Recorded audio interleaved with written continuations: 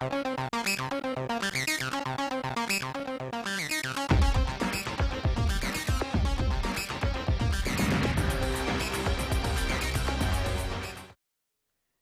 स्वागत है आपका विशेष में। आपके साथ मैं हूं रेणु कैलाश।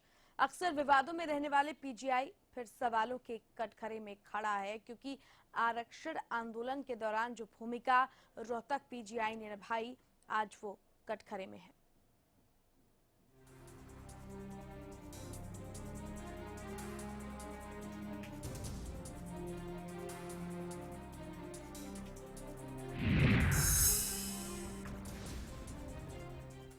जी हां, आरक्षण आंदोलन के दौरान 18 से 22 फरवरी को रोहतक पीजीआई में जिन लोगों को लाया गया, पहले तो उनकी एमएलआर नहीं काटी गई, और जब मरने के बाद मृतकों का पोस्टमार्टम किया गया तो उसमें गोली की बजाय चाकू के वार से मौत को वजह बताया गया, जिसका खुलासा डीसी के निर्देश पर गठित हुई जांच कमेटी ने किया है।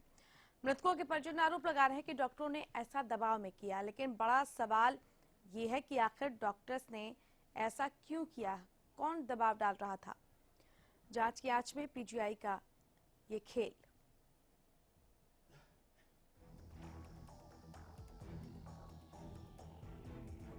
हरियाणा का सबसे बड़ा सरकारी अस्पताल आज विवादों में भी सबसे बड़ा बन चुका है। रोहतक पीजीआई प्रबंधन की कार्यशैली एक बार फिर कटघरे में खड़ी है, क्योंकि डॉक्टर्स ने जो कारनामा किया है उसे लेकर कई गंभीर सवाल उठ रहे हैं।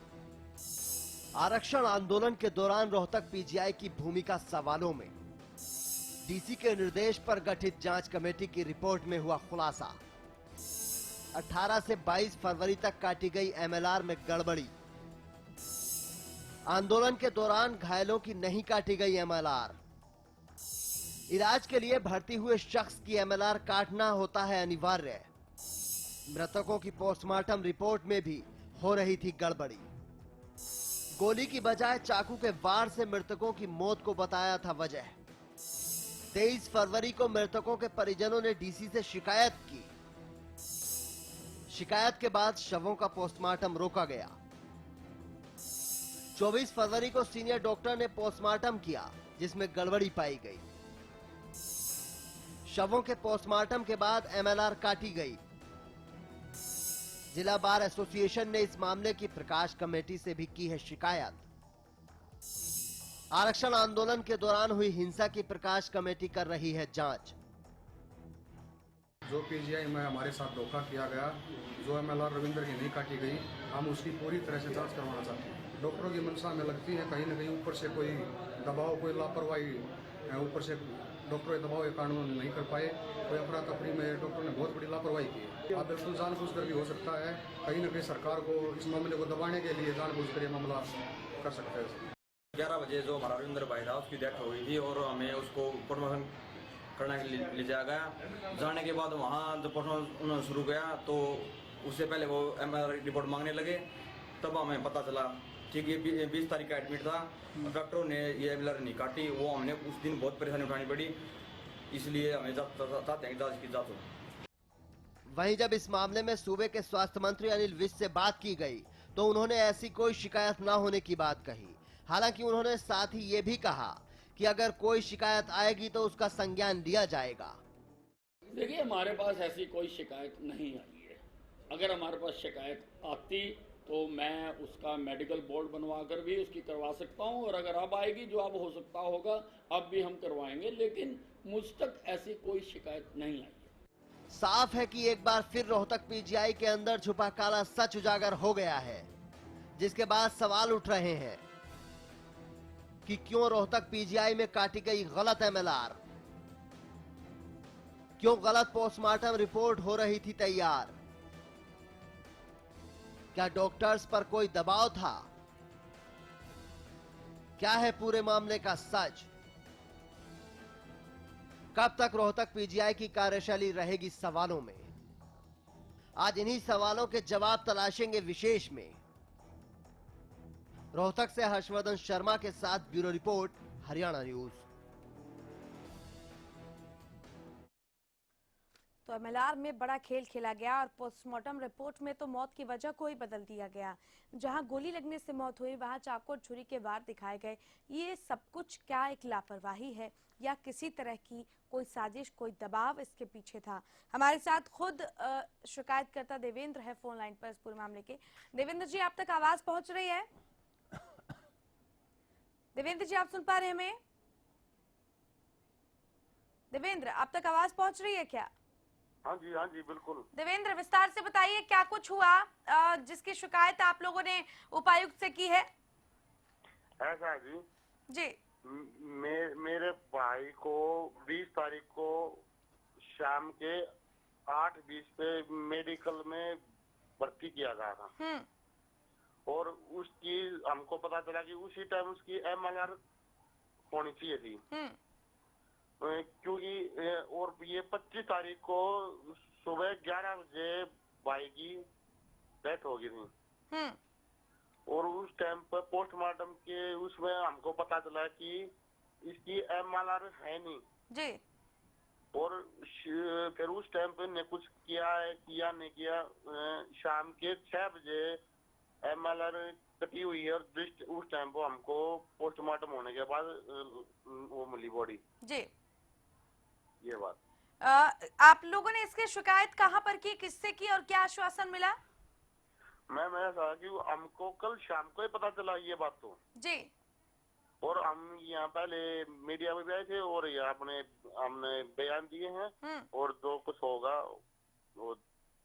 देवेंद्र, मौत की वजह को भी बदल दिया गया, गोली लगने से मौत हुई? नहीं, मौत की वजह को नहीं बदला गया। उसका गोली नहीं लगी थी, उसका हुआ था वार ही हुआ था, उसके सिर पे हुआ था वार, पीछे सिर पे वार हुआ था। अच्छा, उसकी मौत की वजह नहीं बदली गई है। तो इस मामले में अब आप लोग क्या चाहते हैं देवेंद्र? इसके मामले में मैम यही है क्या कि मतलब जो ये एमएलआर उसी टाइम कटनी थी, ये 5 दिन के बाद कटेगी और उसी टाइम कटी, ये क्यों कटेगी, किस तरह कटी, किस दबाव में कटी, ये क्या मतलब ये मैटर। चलिए देवेंद्र, खुलासा हो जाए तो अच्छी बात हो। जी देवेंद्र, आप जुड़े रहिए हमारे साथ, हम आपसे आगे भी बातचीत जारी रखेंगे। पूर्व डीजी हेल्थ बीएस दहिया जी हमारे साथ जुड़ गए हैं और इनसे भी हम बातचीत करते थे। दहिया साहब, स्वागत है आपका। बेहद संवेदनशील मुद्दा, पहले तो एमएलआर नहीं काटी गई और पोस्टमार्टम के बाद जब दबाव बनाया गया किसी तरीके का, जो कि कहा जा रहा है कि कोई ऐसा दबाव था जिसके दबाव में कई लोगों की मौत की वजहों को भी चेंज कर दिया गया। हालांकि इस शख्स के साथ ऐसा नहीं किया गया, लेकिन और भी जो इल्जाम लगाए जा रहे हैं उनके मुताबिक मौत की वजहों तक को चेंज कर दिया गया है, जिसके बाद उपायुक्त के रोकने के बाद ये पूरी प्रक्रिया आखिरकार उस पर रोक लगी है। आप कैसे देख रहे हैं इस पूरे मामले को? देखिए, इंजरी केसेस में और जो भी है, जो अस्पताल में जब मरीज आता है तो उसका डेफिनेटली इलाज, उपचार सबसे पहले प्राइम चीज़ है। उपचार के साथ साथ उसका मेडिको लीगल रिपोर्ट भी तैयार किया जाना होता है। यदि ऐसा हुआ नहीं किया गया है तो किस केस में या रश तो वो चूक है और उसको बाद में later on post even for that reason है कि डेथ के बाद उसका एमएलआर तो एज नो रेलिवेंस, उसका कोई औचित्य नहीं बनता है। उसमें तो यही है कि जो पेशेंट जब आया तो उसका फिर बाद में एग्जामिनेशन वार्ड में भी हुआ होगा, उसका टोटल ऑब्जर्वेशन फाइंडिंग भी लिखी गई, तो उसका आधार बनाना चाहिए बजाय कि उसकी इस तरह का फैब्रिकेशन किया जाना। आई डू नॉट एग्री कि that is a definitely share वो क्लैंडस्टाइन एक शक पैदा होता है कि ये क्यों इसमें लिपापोती किया जाता है। यदि नहीं हुआ किसी वजह से, कोई कारण से रश ऑफ द पेशेंट था या और कोई बात थी या कोई इस प्रकार का था, तो उसमें कोई ऐसी बात नहीं थी। और 5 डेज का उसका स्टे था हॉस्पिटल में। अब मरीज है वो 5 दिन के बाद उसका देहांत हुआ है। और जहाँ तक ये तो मेरे हिसाब से दूसरे जहाँ तक है कॉज ऑफ डेथ, इस केस में तो कहता है कि हेड इंजरी है, उसको सिर पे चोट आया है, जो भी है। ये अदर केसेस में जहाँ डेफिनेटली यदि पोस्टमार्टम रोकी गई है at the intervention of deputy commissioner या जो भी था और दोबारा बोर्ड बनाया है या दूसरे विशेषज्ञ आए हैं, और चाकू और गन फायर में तो hell of difference, how can this be, ये क्यों है तो क्या है, मैं नहीं इस बात को कहता। यदि ऐसी है तो बहुत एक किस्म का बहुत एक क्लैंडस्टाइन या बहुत ही एक चिंता का विषय है। Definitely matter of concern. और तो इसमें डेफिनेटली ऐसा नहीं होना चाहिए है, तो डेफिनेटली इसमें is a criminal act that way. ये बिल्कुल एक इसमें not only illegal, unethical or criminal बिल्कुल activity. लौटेंगे आपके पास। हमारे साथ रिटायर्ड एसपी महाराज सिंह जी भी जुड़ गए हैं। महाराज सिंह जी, आवाज पहुंच रही है आप तक? हाँ, पहुंच रही है। नमस्कार। रोहतक, नमस्कार सर। रोहतक पीजीआई एक बार फिर से सवालों के घेरे में है। यहाँ पर महाराज सिंह जी एमएलआर एक तो काटी नहीं गई कुछ लोगों की जो वहां पर इलाज के लिए पहुंचे थे, और जब पोस्टमार्टम हो गया उसके बाद एमएलआर काटी गई, और कुछ जगहों पर तो पोस्टमार्टम में मौत की वजह कोई दूसरा बता दिया गया। इस तरह का जो तरीका है वो इलीगल है। आप कैसे इस पूरे मामले को देख रहे हैं? क्या आपको भी लगता है कि इस पूरे मामले में कोई दबाव था? ये तो बहुत ही गलत है। सुप्रीम कोर्ट ने भी ये कहा है कि इसमें किसी की इंतजार नहीं कर रही है। जब डॉक्टर के पास पहुंचे मरीज जिसको चोट लगी है तो उसका इलाज भी करे और एमएलआर भी काटे। अब अगर उससे कम करके काटा गया, मान लो एमएलआर में चोटें ज्यादा हैं या किसी सीरियस नेचर की है उनको कम दिखाया गया है, तो इससे जिसको चोट लगी है उसको नुकसान पहुंचता है। और अगर चोटें कम लगी है ज्यादा दिखाई जाए तो उससे जिसके खिलाफ आप एलिगेशन लगा रहे हो उसको नुकसान पहुंचता है।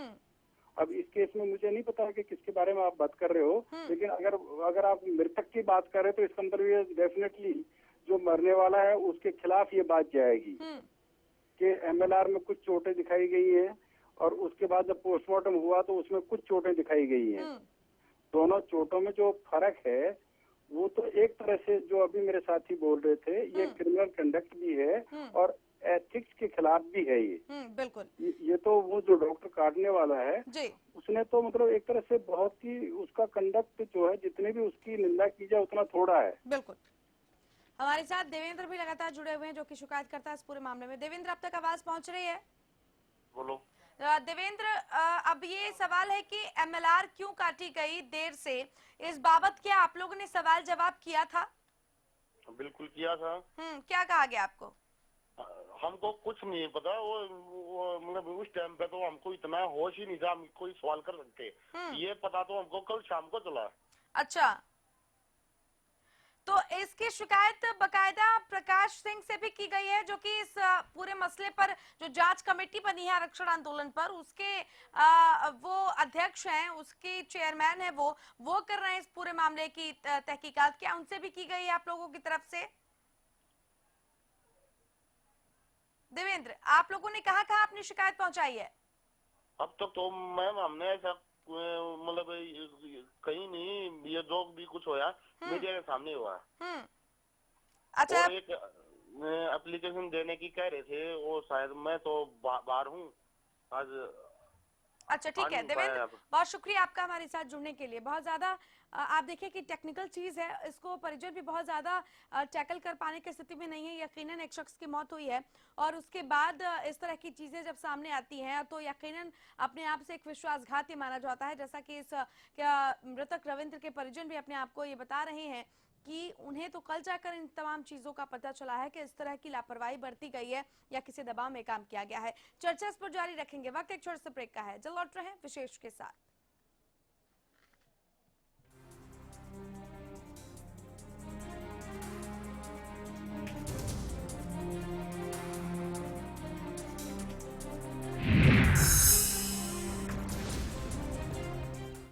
दो 2016 के लिए आईसीएस कोचिंग सेंटर 50 लाख रुपए की छात्रवृत्ति की घोषणा करता है। अब की बार 12वीं क्लास के पेपर देने वाले छात्र इसमें एलिजिबल होंगे। एक साल की तैयारी में सरकारी नौकरी पा सकते हैं। फ्री स्कॉलरशिप के लिए फॉर्म आईसीएस कोचिंग सेंटर के ऑफिस में अवेलेबल है। 1 अप्रैल से पहले सबमिट करवाना है। ICS coaching centre free scholarship test लेगा।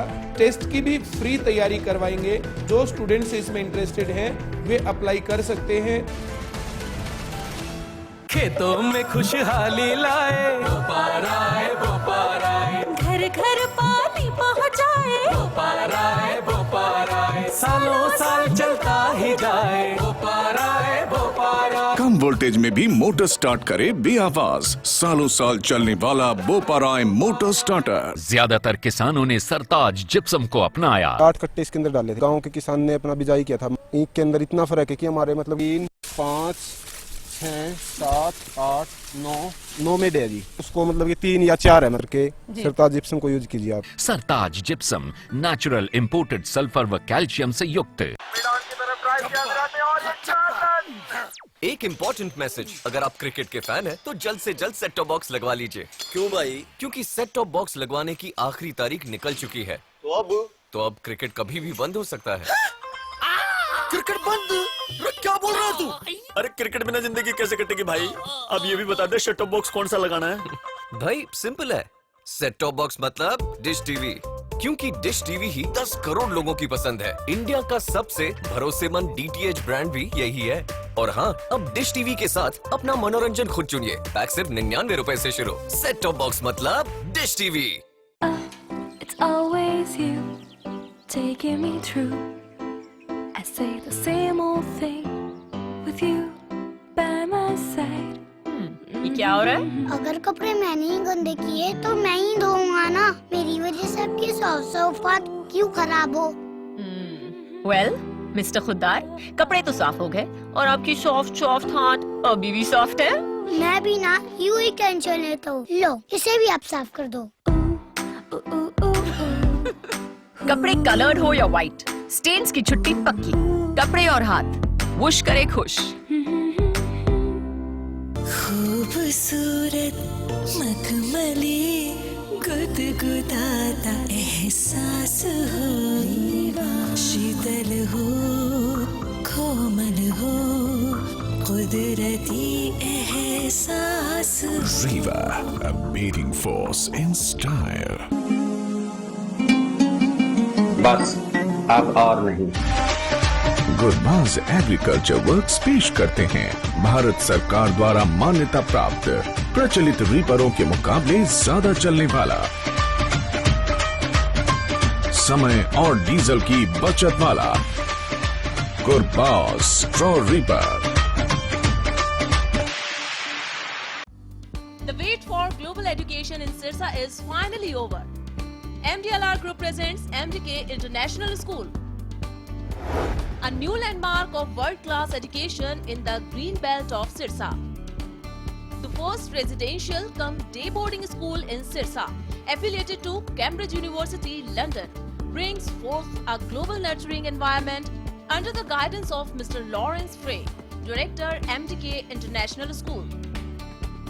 MDK International School also offers fully air-conditioned campus, state-of-the-art infrastructure, well-stocked library, and a spacious cafeteria serving hygienic fresh meals. The world-class sports and well-being facilities ensures the all-round development of your child at MDK International School. Visit our campus near Tarkeshwaram Dham at Rania Road, Sirsa. For details, call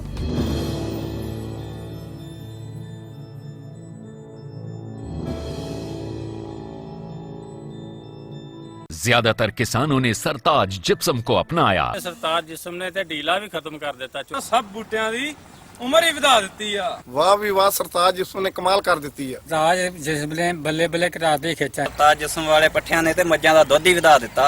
Sartaj gypsum natural imported sulphur व calcium से युक्त।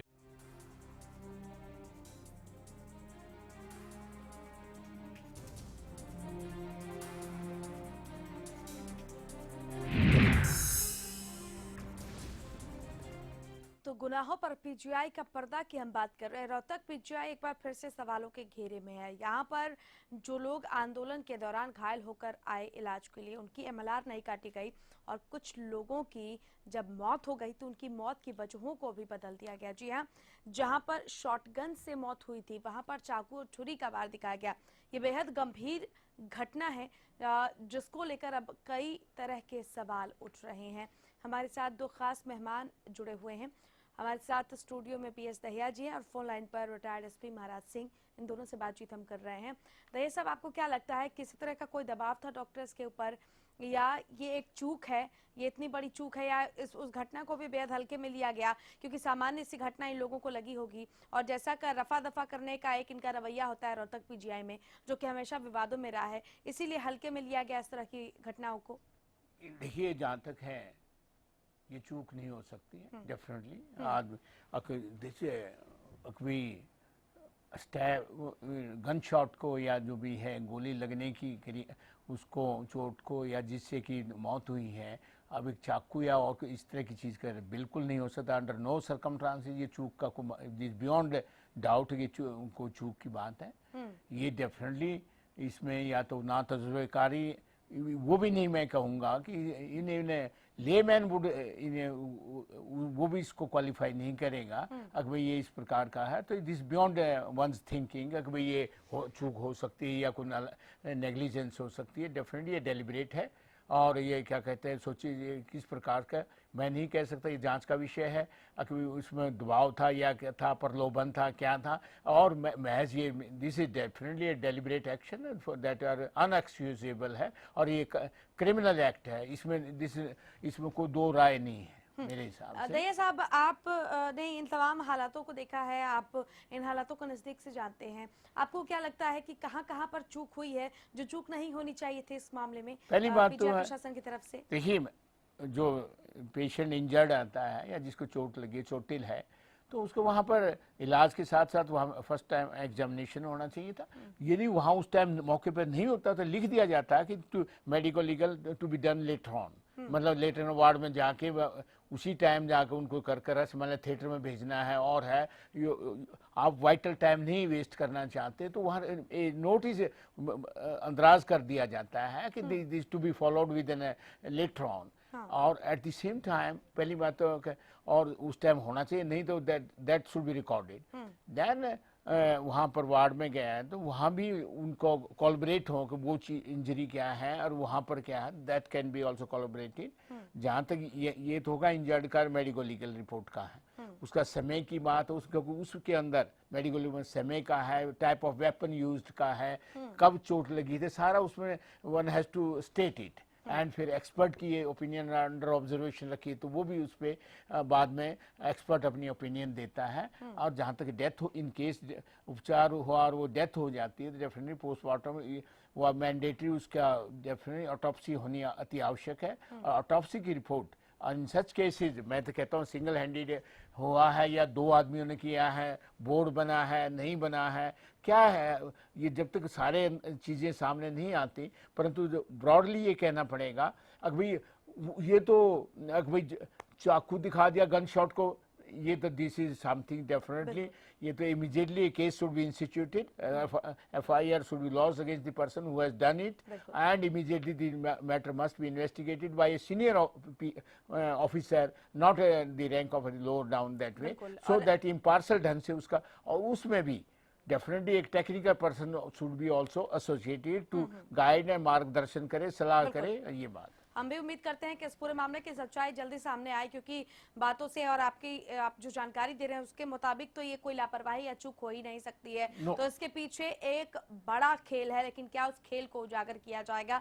किसी तरह का दबाव था, plan तरीके से सब कुछ किया गया, ये सब कुछ जांच का विषय है। अब देखना होगा कि इस मसले पर जांच होती है तो कौन सी सच्चाइयां और हैं जो पर्दे के पीछे छुपी हुई हैं। तो इसी के साथ विशेष में फिलहाल इतना ही। नमस्कार।